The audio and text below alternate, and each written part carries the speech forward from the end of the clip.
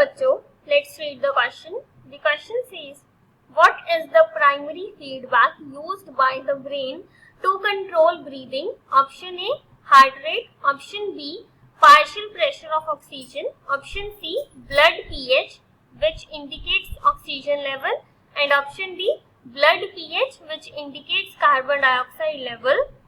तो इस क्वेश्चन के अंदर हमें बताना है कि कौन सा प्राइमरी फीडबैक है जो कि ब्रेन यूज करता है ब्रीदिंग को कंट्रोल करने के लिए।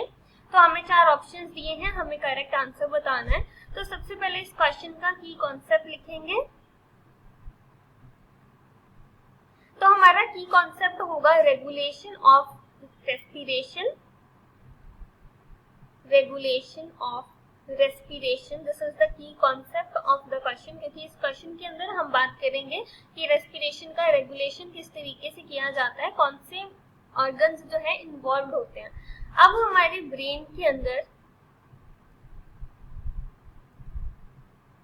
जो रेगुलेशन है रेस्पिरेशन की, ये 2 तरीके से की जाती है, मतलब 2 सेंटर्स होते हैं।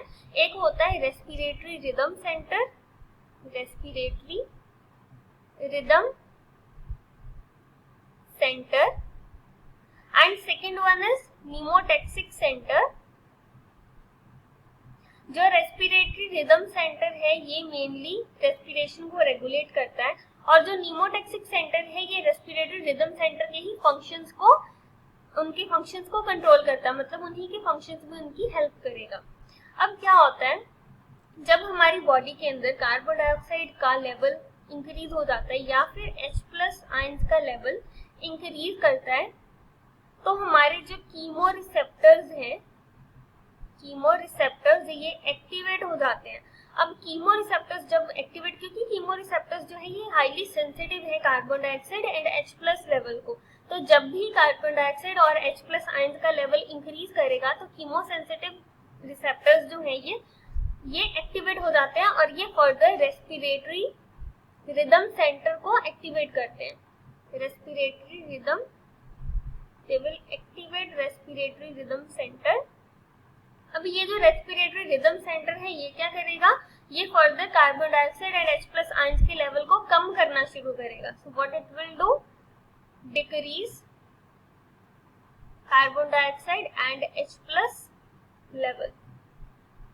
सो क्या मैकेनिज्म होता है, जब भी कीमोरिसेप्टर्स को ये पता चलता है, जब उनको ये सिग्नल मिलता है कि carbon dioxide and H+ ions का लेवल इंक्रीज हो गया है, तो वो क्या करते हैं, वो रेस्पिरेटरी रिदम सेंटर को एक्टिवेट करते हैं एंड ये further carbon dioxide and H+ ions के लेवल को कम करना शुरू करता है।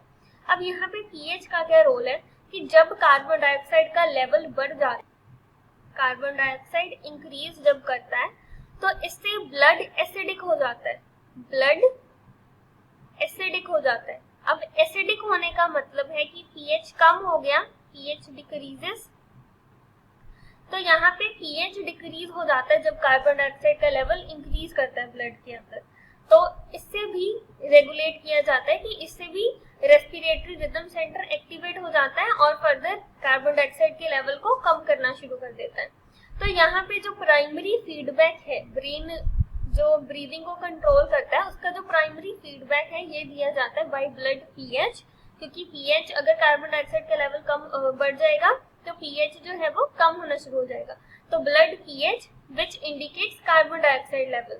सो हमारा करेक्ट आंसर हो जाएगा option number D, blood pH which indicates carbon dioxide level, क्योंकि जब ब्लड पीएच हमारा एसिडिक होता है, मतलब पीएच जब कम होता है, तो उससे हम इंडिकेट कर सकते हैं कि ये कार्बन डाइऑक्साइड का लेवल इंक्रीज हुआ होगा, क्योंकि कार्बन डाइऑक्साइड लेवल इंक्रीज तभी होता है जब पीएच कम है, मतलब ब्लड एसिडिक हो रहा है। तो हमारा करेक्ट आंसर हो जाएगा ऑप्शन नंबर डी। बाकी फर्स्ट है हार्ट रेट, तो हार्ट रेट नहीं रेगुलेट करता। Second partial pressure of oxygen, तो ऑक्सीजन का रोल नहीं होता, कार्बन डाइऑक्साइड का ज्यादा रोल होता है, तो इसलिए ऑप्शन नंबर डी हमारा करेक्ट आंसर हो जाएगा।